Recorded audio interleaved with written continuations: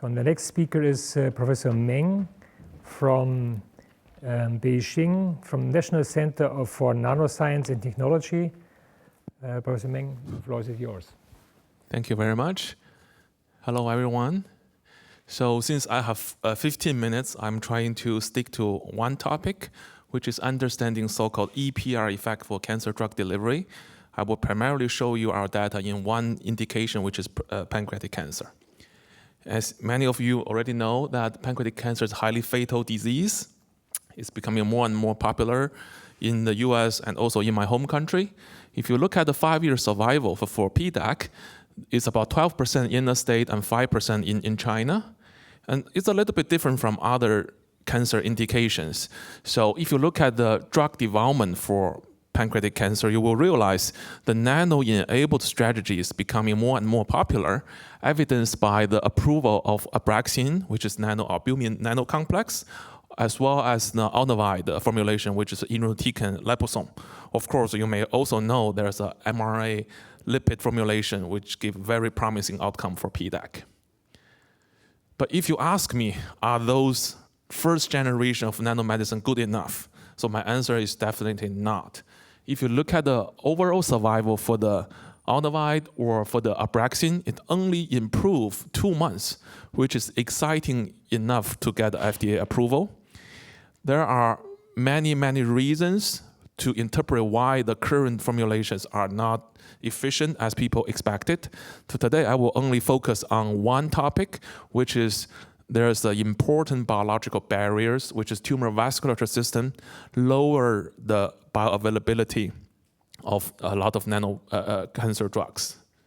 So if I talk about vascular system, everyone knows about EPR, enhanced permeability and retention outcome, which was originally proposed by Japanese scientists in 1986, widely tested in a long list of preclinical models, primarily subcutaneous xenograft model in immunocompromised animals, including pancreatic cancer. But if I give you these snapshots, you will immediately realize the working basis for EPR is the enlarged tumor fenestration. Namely, the particle can slip through the leaky vascular system to give you a passive nanoparticle retention.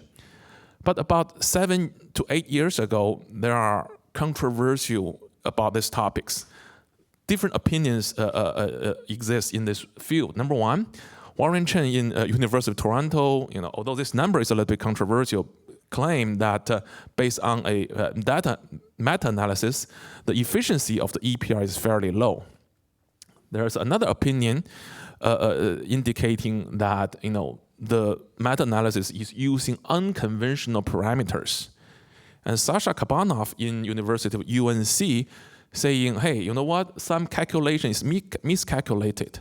So against this background, my lab tried to answer some fundamental questions. Is the EPR universal mechanism for cancer drug delivery?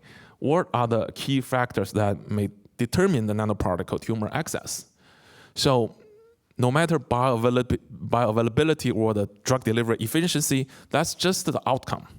Underneath, there's a profound nanobio principles. For example, so you want to visualize your nanoparticle in situ, real time, in high resolution to tell you what's going on at cancer site. You want to determine what's the sensoring mechanism, how nanoparticle interact with the vasculature systems. Of course, you want to understand how the physical chemical properties of the particle determine the bioavailabilities. Is there any way to improve drug delivery? If you also take the patient sample into consideration, you can contemplate so-called personalized nanomedicine. But I should say this is not a trivial task. So there's 3 major challenges. The first one is tumor vasculature system is a low density event. Pancreatic cancer, for example, the density is usually about 0.1% or less. B, we are trying to identify nanoparticle in tumor blood vessels. It's like finding a needle in a haystack, right? We are interested in nanoparticle vasculature system interactions, but if you embedded this in the heterogeneous tumor microenvironment, you can imagine how difficult to analyze this event. I'm going to show you 3 advancements. Number 1, we develop a nanoprobes allowing us to do the nanoparticle visualization on the tumor site. B is a little bit cancer biology. We identify there are important mechanism governing a very interesting tumor transportation mechanism called tumor transcytosis. C is some advancement our carrier development. Due to the time limitation, I'm going to show you two probes. Chemically speaking, it's a lipid-coated mesoporosilica, which is highly biodegradable and biocompatible. If you introduce the near-infrared dye into the particle, you can do the IVIS imaging at intact animal level. You can also upgrade this probe by incorporating a metal oxide core on the right-hand side, allowing you to generate a core shell structures to identify particle in the heterogeneous tumor microenvironment. To advance to get the clinically accepted data, my lab deliberately assembled a long list of pancreatic cancer models, subcutaneous xenograft model, orthotopic model, GEM model, KRAS model, and also recently patient-derived xenograft model. I deliberately recruited quite a few physician scientists that are showing in these pictures. If you inject our nanoprobe into the patient-derived xenograft model, I'm showing you here is a representative image of a tumor microenvironment. The red zone is blood vessels. You can see part of the red blood cells on the left corner. And this EC is the endothelial cells. This side is the tumor tissues. Two important discoveries. Number one, the tumor vascular system is not leaky, at least in this particular cancer type, as people frequently see in the literatures. B, 24 hours post IV injections, you can still see the circulating nanoparticles, evidenced by box number 1. You can see the transcytosing nanoparticles, which is independent to the tumor enlarged fenestrations, evidenced by number 2. And also at this moment in time, you see a lot of particle transportation already occurred 24 hours post-injections. This is the first time that people visualize tumor transcytosis in pancreatic cancer.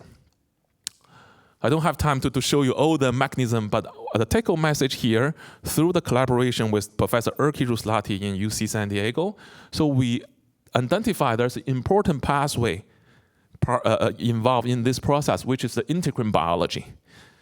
Pay extra attention on the NRP1 neutrophilin 1, the blue circles, because I'm going to come back to this topic momentarily. So recently, if you look, since I'm a silica chemist, I did a lot of silica synthesis. So if I look back in the past few years, it's really about chemistry, the surface chemistries. So I combed through all the silica chemistry that I worked with in the past 10 years. So depending on what kind of silica you're working with, so you really have the nanoparticle cell association, perturbation, endocytosis, phagocytosis, of course, also includes the transcytosis that I talked to you today. So this is our recent paper about how the nanoparticle surface determine the transportation and or access to a particular bell barriers. So I told you about NRP1.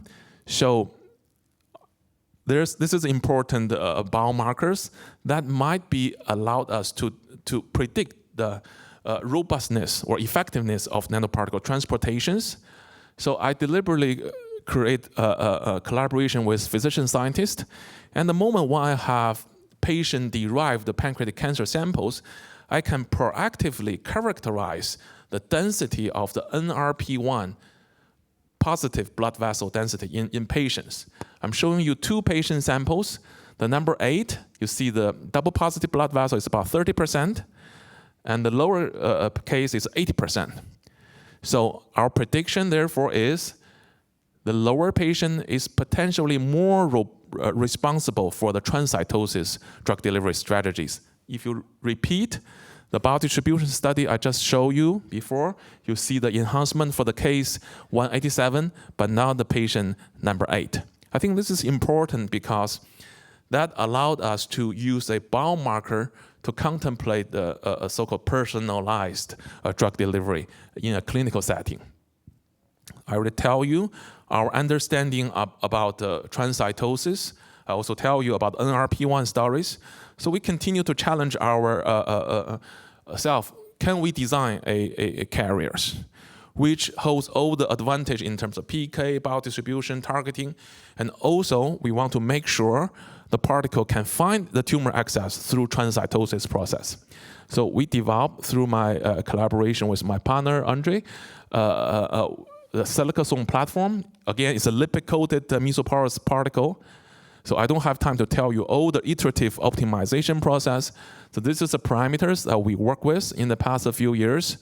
At this moment in time, we at least have one formulation allowing us to achieve very efficient tumor access and through the transcytosis process.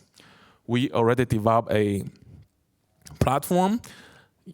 Depends on what kind of API you're working with. Hydrophilic drug, hydrophobic drug, co-delivery, weak base, such as irinotecan for pancreatic cancer, and more recently, it's a platinum drug and also mRNA.